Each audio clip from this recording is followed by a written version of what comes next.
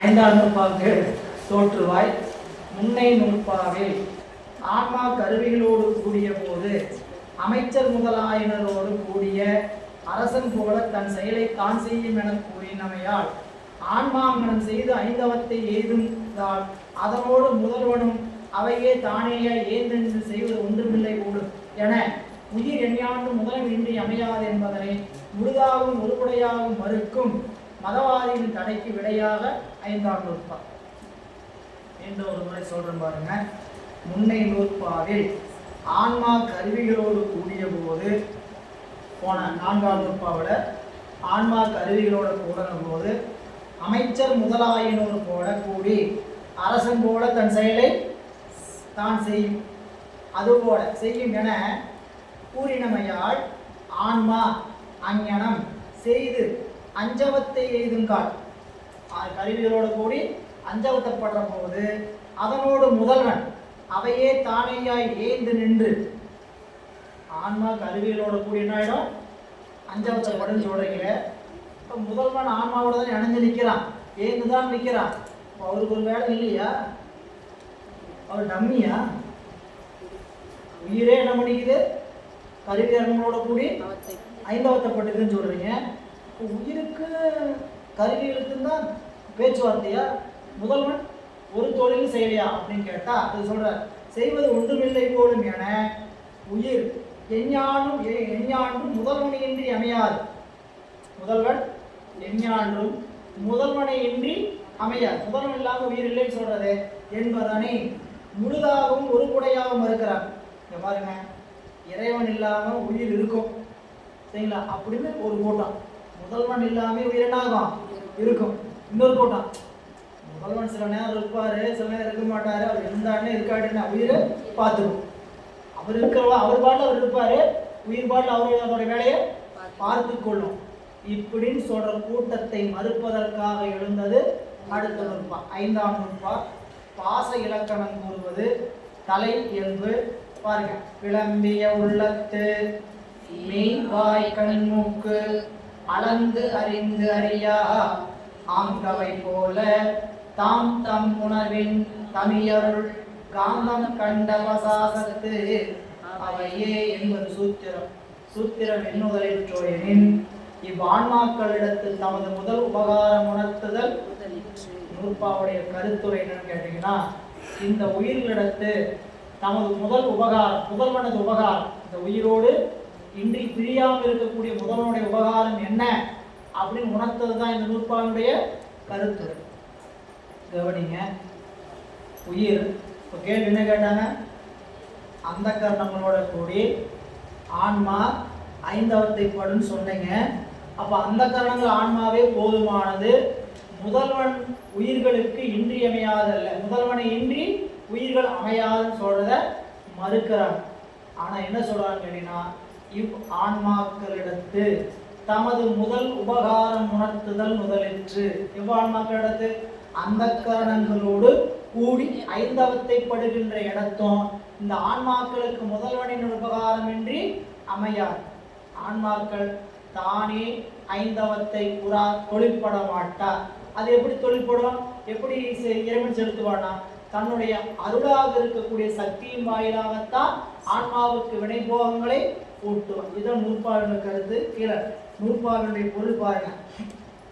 இக்கருத்துறையின் பொருள் கருவிகளோடு கூடி ஐந்தவத்தை படுகின்ற ஆன்மாக்களிடத்தில் முதல்வனாகி இறைவனின் உதவி நிகழும் முறைமையை கூறுவது இந்நூற்பாவின் கருத்தாகும். முதல் உபகாரம் முதல்வனாகி இறைவனின் உதவி.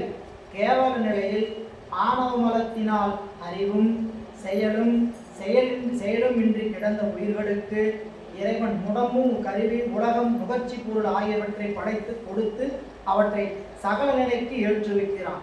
ஆயினும் அக்கருவிகளை கொண்டு உயிர்கள் தாமாகவே அறிந்து செயல்படும் என எண்ணிவிடக்கூடாது. கருவிகளை பெற்ற இந்த சகல நிலையிலும் உயிர்களுக்கு இறைவனின் உதவி இன்றியமையாது. நான்காம் நூற்பாவில் உயிர் இலக்கணம் கூறுவது ஐந்தாம் நூற்பா பாச இலக்கணம் கூறுவது. தாம் தம் உணர்வின் தமியருள் என்னும் தொடரில் அருள் என்பது இறைவனின் திரோதான சக்தியை குறிக்கும். திரோதான சக்தியே மாயை கண்மங்களை தொழிற்படுத்தி தன்னுடைய மறைத்தல் தொழிலை உயிரிழத்து செல்வ செய்யும். எனவே மாய கண்மங்கள் திரோதான சக்தியில் அடங்குவையாகும். திரோதான சக்தியின் இலக்கணம் கூறியதால் அதனுள் அடங்கிய மாய கண்மங்களாகிய பாச இலக்கணம் கூறியதாய் ஆணவமலத்தின் இலக்கணம் 4ஆம் நூற்பா 2ஆம் அதிகரணத்தில் கூறப்பட்டது. 4ஆம் நூற்பாவில் உயிர் ஐந்தவத்தைப்படும் என்பதை கூறி இந்நூற்பாவில் ஐந்தவத்தைப்படும் இடத்திலும் இறைவன் உதவி இதற்கு தேவை என்பது கூறுவதால் நூற்பா ஏவு நண்பர்களே. இந்த கருவிகள் எல்லாம் இறைவன் கூட்டிய போது உயிர்களுக்கு இந்த கருவிகளை கொண்டு உயிர் தானே அறியுமோ? சரிங்களா? நமக்கு பாடம் சொல்லி கொடுத்தாச்சு, பாடம் நடத்தியாச்சு, நாமளே படிச்சிடுமா? மறுபடியும் மீண்டும் போய் படிக்கணும், மீண்டும் ஒருத்தர் சொல்லிக் கொடுக்கணும், தெளிவுபடுத்தணும். இப்போ உபகாரம் இல்லாமல் நம்ம இந்த உயிர் என்ன பண்ண முடியாது ஒருபோதும். அதில் இறைவனின் உபகாரத்தை பற்றி இந்த நூற்பாடு சொல்லி, இந்த நூற்பா இறைவனுடைய காட்டும் உபகாரம் சொல்கின்ற நூற்பா. இறைவன் 2 உபகாரம் நமக்கு செய்கிறார், காட்டும் உபகாரம், காணும் உபகாரம். காட்டும் உபகாரம் இந்த நூற்பாவிலையும் 11ஆம் நூற்பாவில் காட்டி காணும் உபகாரத்தையும் சொல்ல போறேன் இல்லை. அப்ப இங்க இந்த காட்டும் உபகாரம் என்ன அப்படின்னா, இந்த உயிர் கருவிகரணங்களோடு கூடி அறிகின்ற காலத்தும் முதல்வனை இன்றி இந்த உயிர் ஒருபோதும் அறியாது. சரி, இந்த நூற்பா எதற்குரிய நூற்பா? பாச இலக்கணம். பாச இலக்கணம்னா எது? பாசம்,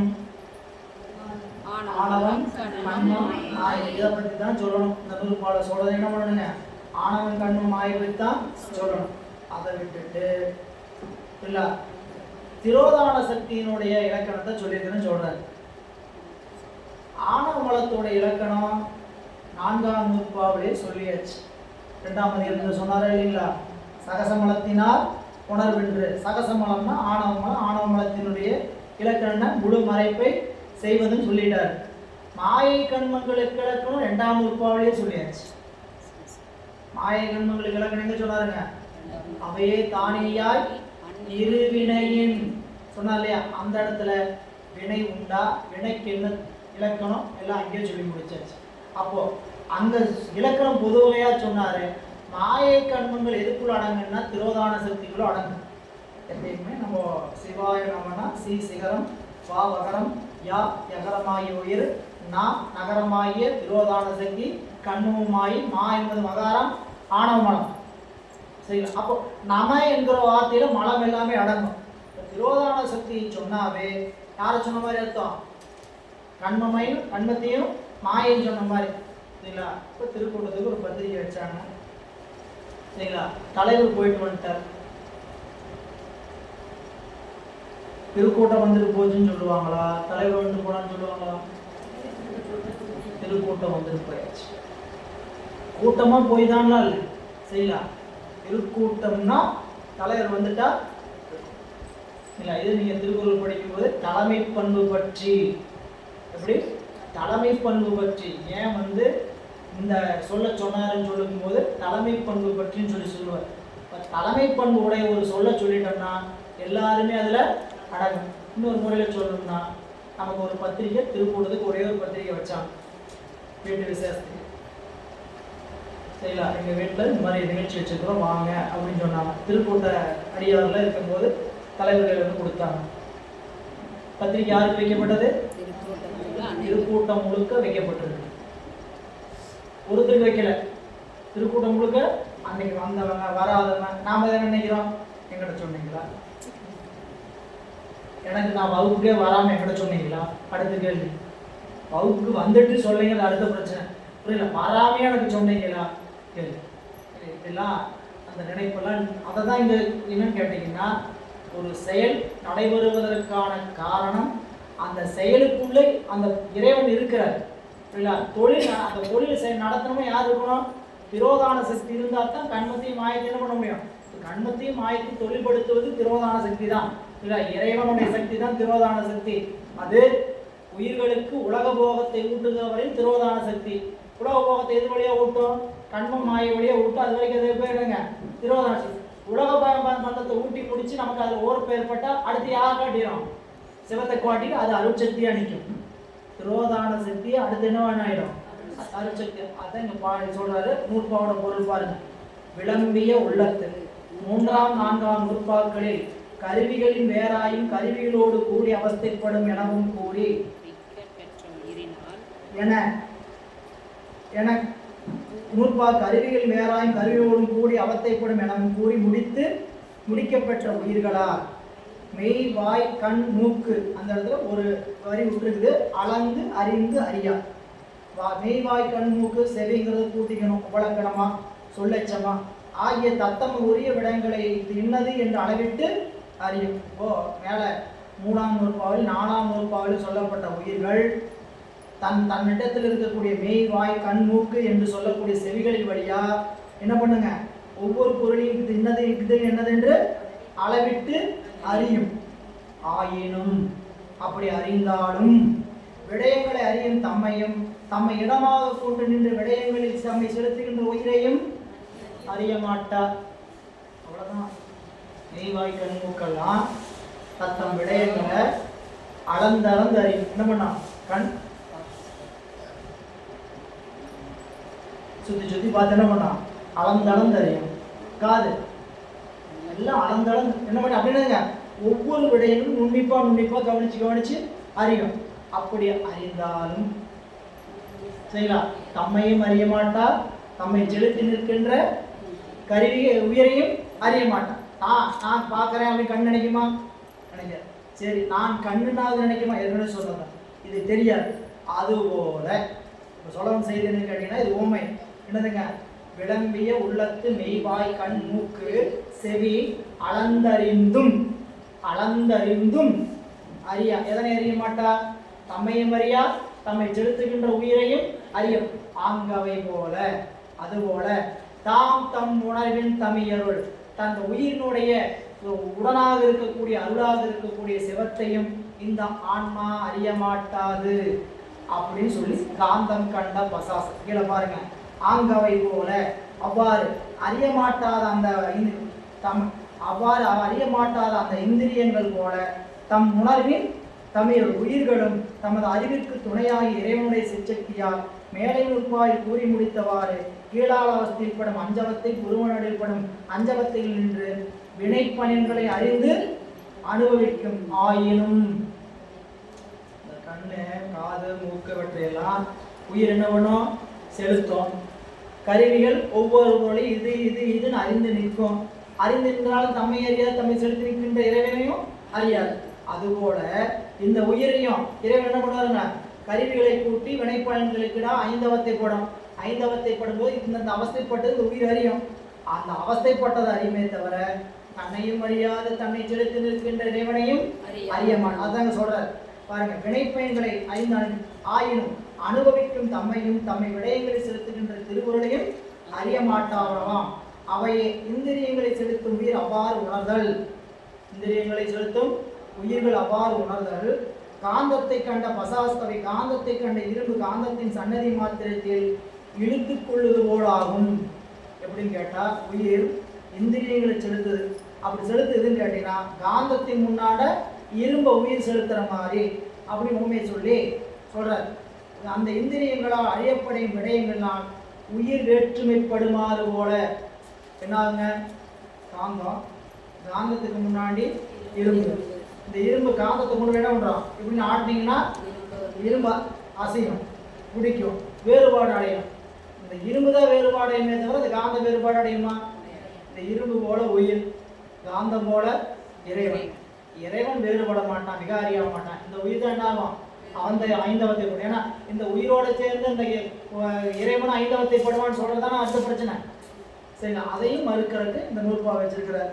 அதான் சொல்றார் பாருங்க, இந்த அடுத்த பத்தி முதல்வன் திருவருளும் அவ்வுயிரால் அறியப்படும் விடயங்களால் வேற்றுமைப்படுமோ எனின் படாது. எதனாலே கரணத்தால் என்று சங்கற்ப மாத்திரத்தால் உயிரை அதிர்த்து நிற்கும் முதல்வன் சந்நிதி மாத்திரையா உயிரில் செலுத்தப்படினாலே இவன் கரணங்களால் எந்த தொழில் செய்யல, சங்கற்ப மாத்திரையால் செய்யறனால இந்த உயிர் அவஸ்தைப்படுவது வேறுபட்டு அறிவதை போல இறைவன் ஒரு பொருளை வேறுபட்டு அறிய மாட்டான். எல்லா பொருளும் அதுவாய் கூடி நின்று அறிவான் அப்படின்னு சொல்றார். இதுல கீழே அந்த தெளிவுரையில சக்தியினுடைய வேதங்கள் சொல்லியிருக்கிறார். கடைசி பத்தி பாருங்க. அருட்சக்தி ஐவகைப்படும். என்னென்ன சக்தி? பராசக்தி, திரோதான சக்தி, இச்சாசக்தி, ஞானசக்தி, கிரியாசக்தி. இதுல பராசக்தி எந்த வேறுபாடும் அடையாது. அருட்சக்தி பராசக்திக்கு அடுத்து என்னதுங்க? திரோதான சக்தி உயிர்களை மலத்துக்கு தக்கவாறு என்ன பண்ணுங்க? செலுத்தும். இச்சாசக்தி, ஞானசக்தி, கிரியாசக்தி இது மூன்றும் உயிர்களுக்கு அறிவு விளங்குவதற்கும் செயல்படுவதற்கும் விருப்பப்படுவதற்கும் தொழிற்படும். சக்தியினுடைய பேதங்கள் தானே தவிர சக்தி வேறு வேறு அல்ல. சக்தியினுடைய தொழிற்பாட்டினாலதான் இது வேறையே தவிர. மின்சாரம் ஒன்றுதான். மின்சாரத்தினால் தொழிற்படுற கருவிகளுக்கு தான் பேரு வேற. குழல் விளக்கு, சுற்றும் விசை, இயக்கும் விசை, ஒளி இசைன்னு சொல்லப்படுமே தவிர மற்றபடி அதில் வேறு வேதம் கிடையாது. சக்தி ஒன்றே என்று சொல்லி இந்த செய்தி சொல்ற. இனி அடுத்தது இந்த நூற்பா எத்தனை அதிகரணங்களை உடையது? 2 அதிகரணங்களை உடையது. ஒரு அதிகரணம் உயிர் அதாவது கருவிகள் உயிரை என்று ஒன்றும் அறியாது. அதுபோல உயிர்களும் இறைவனை என்று ஒன்றையும் அறிய மாட்டான். இப்போ நீங்க 5ஆம் நூற்பாவினுடைய தாற்பயம் என்ன?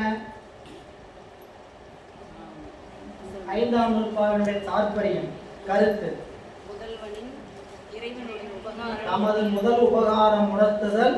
முதலில் இறைவன் நமக்கு என்ன உபகாரம் செய்கிறான் அந்த உபகாரத்தை சொல்ல வந்தவர் முதல் அதிகரணத்துல இந்த கருவிகளுக்கு உயிரினுடைய உபகாரத்தை சொல்லி இந்த கருவிகள் எப்படி உயிரினால் அறிகிறதோ 2வது அதிகரணத்துல அதுபோல இந்த உயிர்களும் இறைவனாலேயே அறிகின்றது. 2 அதிகரணம். இந்த பக்கம் பாருங்க 143வது பக்கத்துல முதல் அதிகரணம் விளம்பிய உள்ளத்து மெய்வாய் கண்முக்கு அளந்தறிந்தும் அறியா உயிர்கள் தம்மை செலு அதாவது உயிர்கள் இந்த கருவிகளை செலுத்தினுக்கு அப்படிப்பட்ட கருவிகள் ஒவ்வொரு பொருளையும் அளந்தறிந்தும் தம்மை அறிய மாட்டா.